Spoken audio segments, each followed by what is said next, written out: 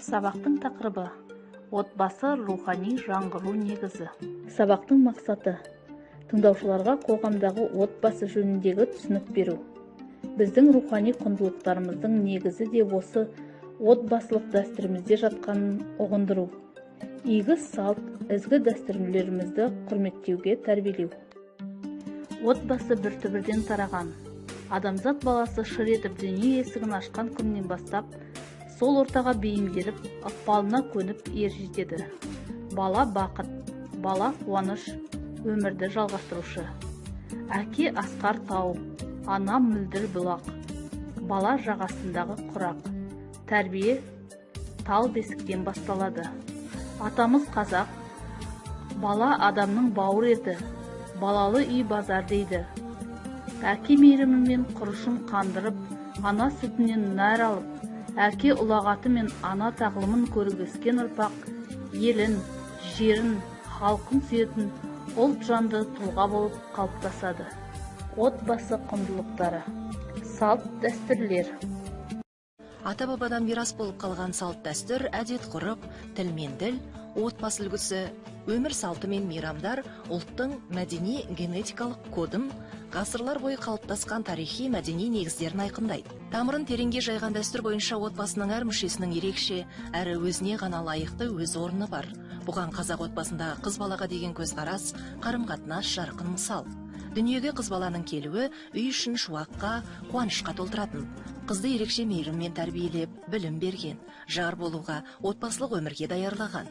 Сән салтанатын паш етіп, мақтан тұтқан. Қыз қонақ деп үнемі төрге отырғызған. Халық айтса, қалт айтпайды. Балаңды өз тәрбиемен тәрбиелеме, өз ұлтыңның тәрбиесімен тәрбиеле. Қарағайға қарап тал өсер, қатарына қарап бала өсер. Балаңа көңілің толмаса, кемшілікті өз басыңнан ізде. Ырымдар мен тыйым сөздер.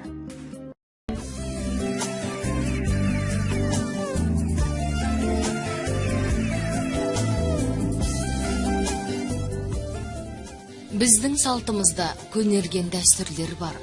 Отау тігіп, шаңырақ көтерген екі жасқа жасалар соралғы да, айтылар тілекте мол. Осындай салттың бірі босаға майлау. Бұл дәстүрді көреген әжелер мен ақ жаулықты аналар жасайды. Екі жастың үйіне шашуын шашып, ақ ниетін білдіріп келеді.